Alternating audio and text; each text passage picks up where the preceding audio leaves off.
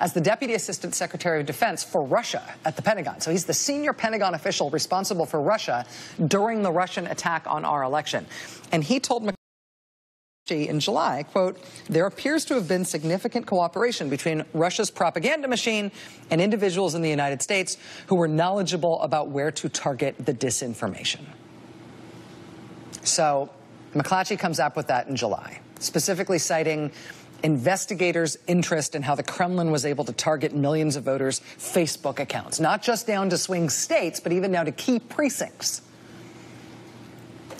Very, very pointed accusation there, right? And that elicits, once again, a spate of denials from Facebook. Facebook, days after this McClatchy piece ran, they told Wired.com that they had found no evidence of Russian entities buying ads during the election. Then days later, it was CNN reporting that top Democrats on the Russia investigations, and Senator Mark Warner in particular on Senate Intel, they were convinced that Facebook holds the answers that investigators are looking for on the question of potential collusion between the Trump campaign and Russia. CNN describes Senator Warner as convinced that Facebook can explain whether anyone from the Trump campaign helped Russians boost fake news articles on Facebook targeting Democratic presidential nominee Hillary Clinton. After that comes out, the Trump campaign itself says, no, that definitely didn't happen. The head of data operations who worked with Jared Kushner on the campaign comes out and says he was unaware of any Russian activity during the election at all. And then once again, Facebook itself comes out and says, no, this didn't happen.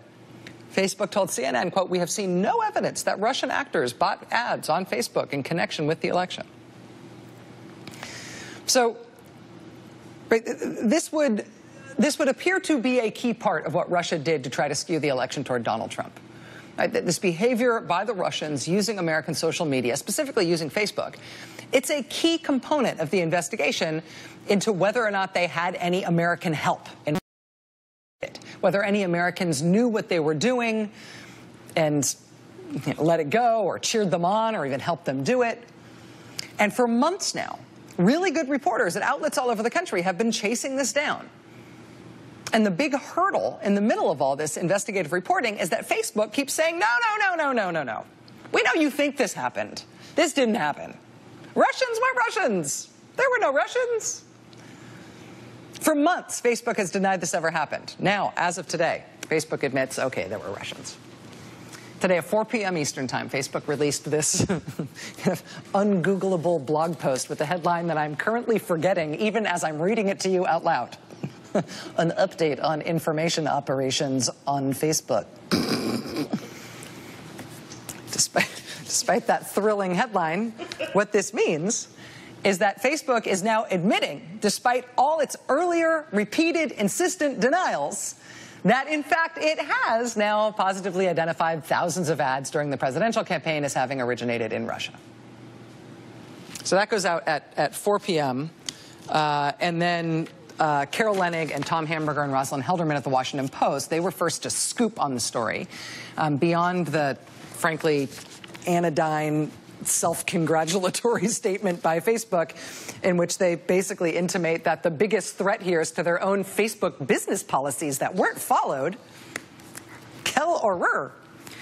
After that statement from Facebook, Carol Leonnig and her colleagues at the Washington Post were actually able to get this much more helpful information from a Facebook official for their story. Quote, there is evidence that some of the accounts that Facebook now admits to, some of the accounts are linked to a troll farm in St. Petersburg, one that is referred to as the Internet Research Agency.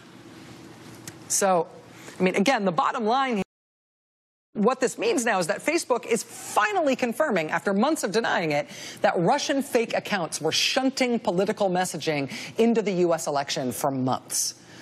And although they don't say it in their blog post, an official does admit to reporters working on this story now that some of those Russian posts were tied to something called the Internet Research Agency. And even though that sounds very generic, that is a specific and Googleable thing.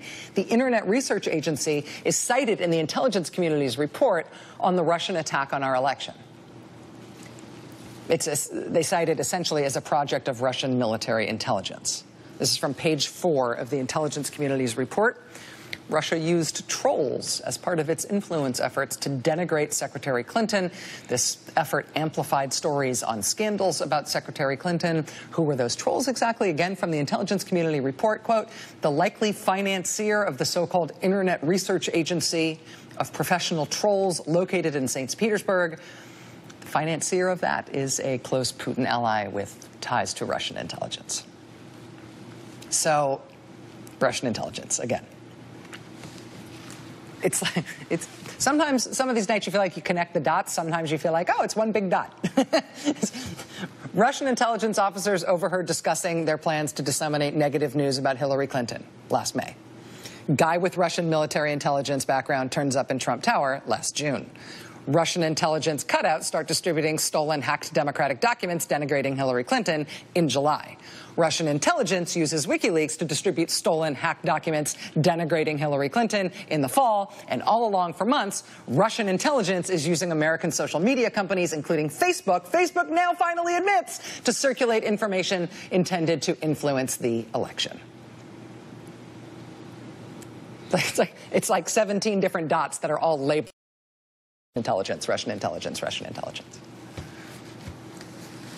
So this is a key part of the collusion narrative that was denied for months by this gigantic, powerful company.